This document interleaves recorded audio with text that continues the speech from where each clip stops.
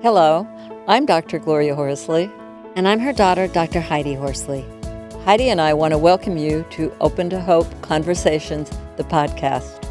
We believe that the greatest gift you can give yourself after a loss is hope, using this moment to connect with others who have not only survived but thrived. So let's get started.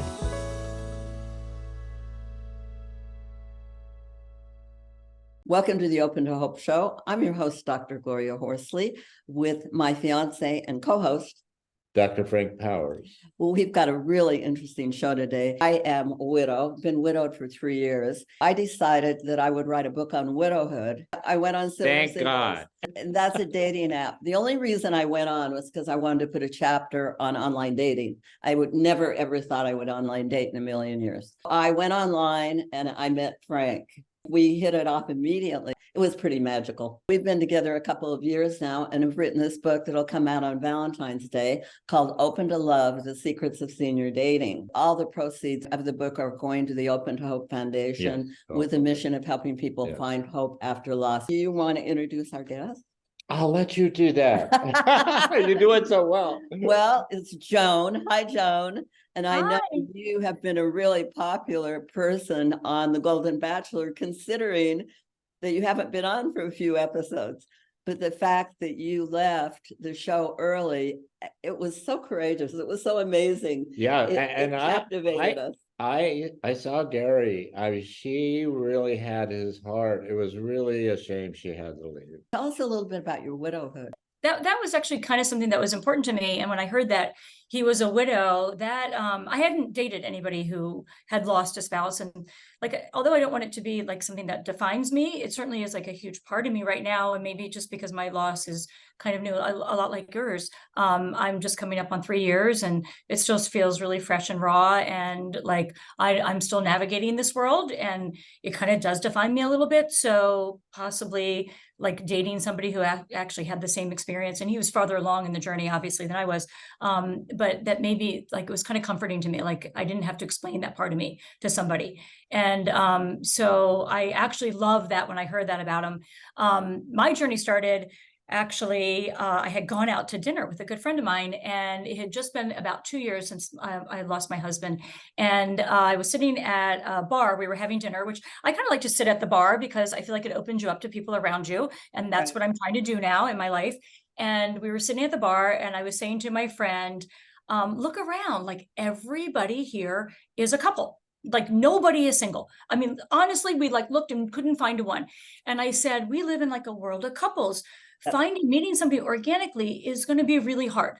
And that's really how I wanted to approach it. Like you, I did not want to go on a dating website. That was not like something I ever pictured in my life. I kind of left the restaurant that night, like a little kind of bummed out. I was a little demoralized because I thought I'm not going to meet somebody organically. And that like just hit me. I just kind of gotten to the point where I thought maybe I'd like to meet somebody or at least start dating or like, explore it a little bit. And I thought I don't even know how to do it. Like, this is going to be hard. And I plopped down on my sofa and I turned the TV on because I'm a huge Bachelor fan and I knew the Bachelor was on. And the first commercial was, we're taking casting calls for the Golden Bachelor. And I thought, the universe is talking to me. Synchronicity, yes. Yeah, exactly. Synchronicity. So I take out my phone and I start filling out the application on my phone. I sent, the pictures and things that they wanted. And eventually I got this, call from the casting agency after a couple of months. But during those couple of months, I did go on a dating app. I actually went on Match.com and I thought it was completely overwhelming and probably the same experience that you guys have had. And that's one of the reasons for our book. We want to make it easier and more accessible for people and learn how to do it. I'm so interested in the casting director getting a hold of you and all that. How did that all go? You know what? I don't think I had any perspective of what I was like getting into. So I was not really very nervous because I didn't know how big this is or was going to be. I had no idea. The casting director, the first one, called me and we did an interview, and that was just a phone interview. And she said, okay, we're moving you on. She said, well, we'll call you if we're interested. And I said, hey, how many people are applying for this? And she said, 20,000 right now. I'll never hear from her again. We're done. And then I heard from her again, and she said, we're setting you up with a producer. So I had the Zoom call with him. It went really well. He made me feel super comfortable. And then there's a whole, like a lot of vetting process that they do to make sure that you are who you say you are and that you don't have some kind of terrible past. So that gets vetted. And then you have a call with a lot of the Bachelor Nation producers, a whole big screen full of them. And they ask you really good questions. They want to know if you're really looking for love and you're there for the right reasons. And I made it through that. In the meantime, my daughter gets married and gets pregnant. And she had a high-risk pregnancy. So it was really hard for you to go off the show. I wondered how you felt when you got home and how did you decompress from all that? So when I got the text at the mansion that she was really going to a dark place, it was looking bad, I immediately knew I had to come home. There wasn't like a thought in my mind. I was like, you got to book me a flight. I got to get out of here. I got to get home. And then I walked upstairs to pack my bag and it all kind of hit me that like, this isn't like a normal dating situation. And I had just had this great encounter with Gerry. I had that great date. We connected on so many different things. I really got to know him. I got to talk to him for like 3 hours. I felt really, really, really good about like where we were, in this process. Like we had gotten to a really good point. And then I get this text and I say, I'm leaving, and I get up to my room and I was like, this isn't like a normal date. This isn't like somebody you're dating at home where you say, hey, I'm going to need to take a break for like a week or two. I got to get my family kind of straightened out. Like this is final. I was up there in my room and I was really upset. I was with 21 of the greatest people ever. And it did my heart good because it kind of taught me how they are navigating this world. It's really showing people how to navigate. How to be cooperative rather than competitive, what I saw was women supporting women, and I think that's a wonderful thing. Love and one that. of the things that we suggest in our book is that people have dating buddies, that they don't do this alone. And I think you're an example of how the cooperation and the collegiality of doing this together and supporting one another is a much better way to do it than having food fights. Absolutely. As I was leaving, I said, I feel like I finally found my tribe. When you go from being a couple to being a single, you get like voted off couple island. Like they don't invite you to things anymore. You're the odd man at a wedding. They don't know where to seat you. You become this weird thing that they don't know what to do with. So they kind of vote you off the island and you're like a float out there by yourself.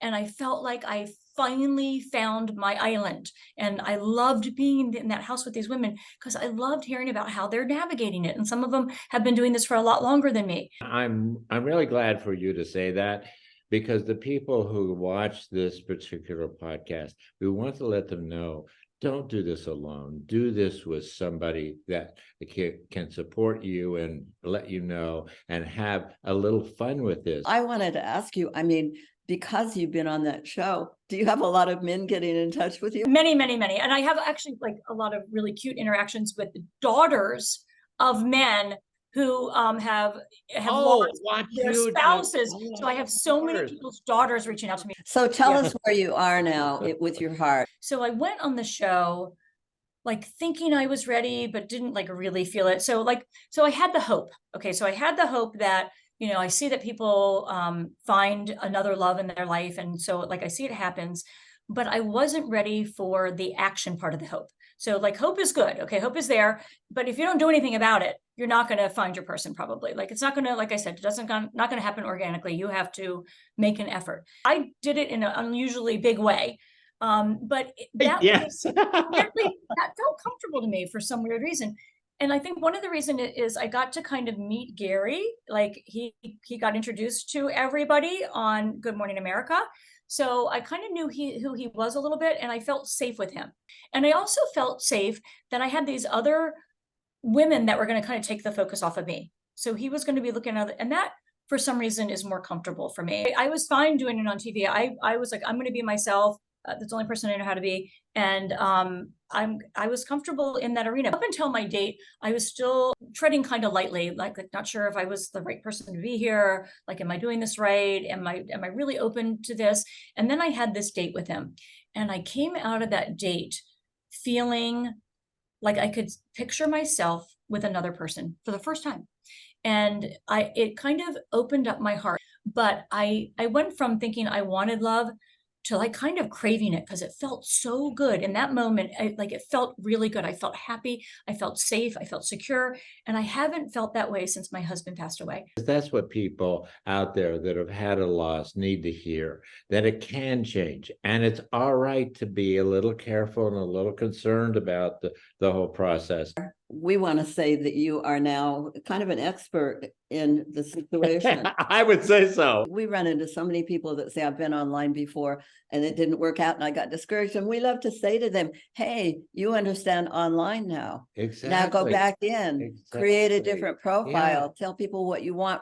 And I would suggest to you that you recreate that community that you had at the Golden Bachelor, maybe a couple of girlfriends or. Yeah, well, fortunately I have Nancy from the Golden Bachelor 20 minutes away from me. Do you had any advice for somebody who's watching this show that's looking for love? Because you're an expert now. Yeah. What would Oh God, I'm the expert. That's scary right now. I did make the statement when I was in the limo leaving. I said, and I didn't realize anybody else felt this way other than me, but I said, you know, as you get older, you become invisible.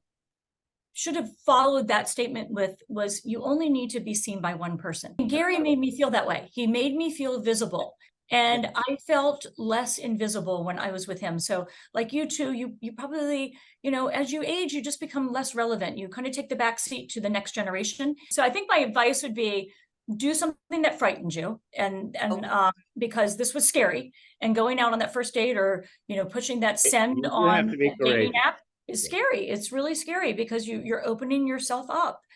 It does get better. I am not the least bit afraid anymore. I can walk into a date and feel confident and not be nervous. I am certainly going to go back on the dating websites, see what happens. I still have hope. And like I said, you have the hope part of it. You need the action part of it. As a widow myself, I'm thinking, you know, what have you learned about widowhood and what's your thought about being a widow?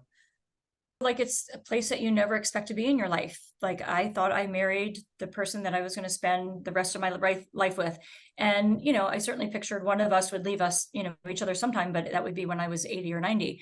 I lost my husband when I was 58. And that was a weird place to be. And you don't have a big tribe of other people to be around and say, this is how you navigate this world.